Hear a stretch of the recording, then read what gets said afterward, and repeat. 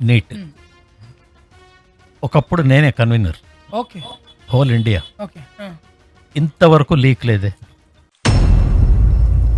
హ్మ్. ఇంట్లో రాత్రి కూర్చొని క్వెషన్లు తయారు చేసేవాడిని.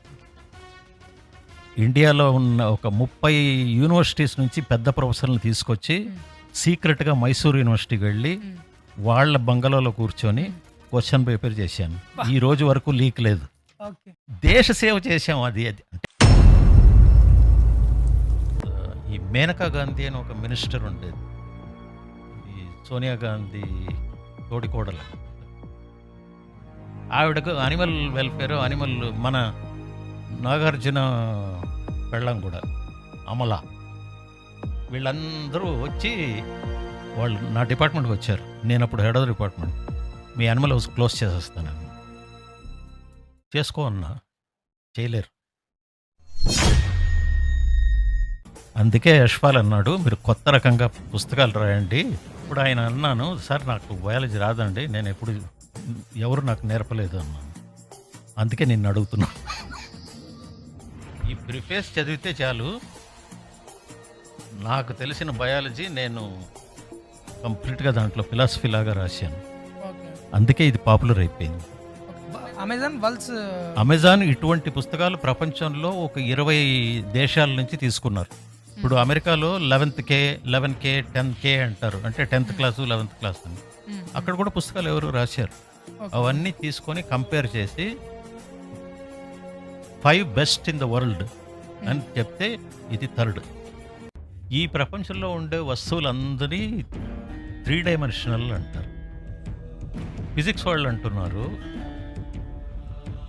ఫిజిక్స్ కూడా కాదు, మ్యాథమెటిషియన్స్, దేర్ ఆర్ 27 డైమెన్షన్స్ అన్నారు. మనకు అర్థమే కాదు. లేకపోతే రిలీజియన్ వార్ ఏమిటి?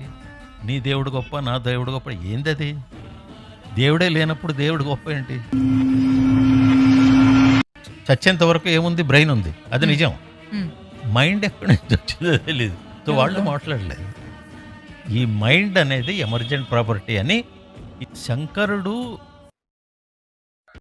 శివ వర్షిపర్. యాక్చువల్లీ మీరు అతని గ్రంథాలు చదివితే లేటెస్ట్ అంటే ఇప్పుడు కాంట్రవర్సీలో వచ్చింది.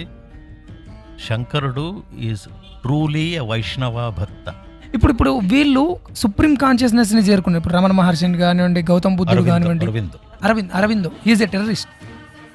ఆయన చాలా కాలం బెంగాల్లో ఈజ్ ఏ నక్సలైట్ లాగా, అంటే నక్సలైట్ కన్నా ముందు ఈజ్ అలీపూర్ జైల్ క్రిమినల్ అక్కడ అరెస్ట్ చేసి పెట్టారు.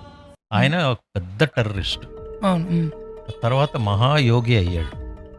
ఈ ఇంటగ్రల్ యోగా అంటారు కదా, సూపర్ కాన్షియస్నెస్, అరవిందో ఒక్కడికే తెలుసు. ఆయన దేవుడు దిగాడు, అంటే దేవుడు కాన్షియస్నెస్ లో దిగాడు.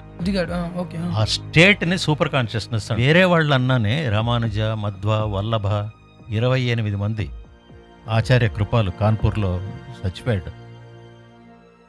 వీళ్ళు శంకరుడు ప్రచ్ఛన్న బుద్ధుడు అని అన్నారు. ఆయన బుద్ధుడిని కాపీ చేశాడండి. మీరెట్ట చెప్తున్నారండి? అందుకే చెప్పాలండి, ఒరిజినల్ చదవకపోతే ఇష్టం మనుషులు వాగుతున్నారు మనుషులు.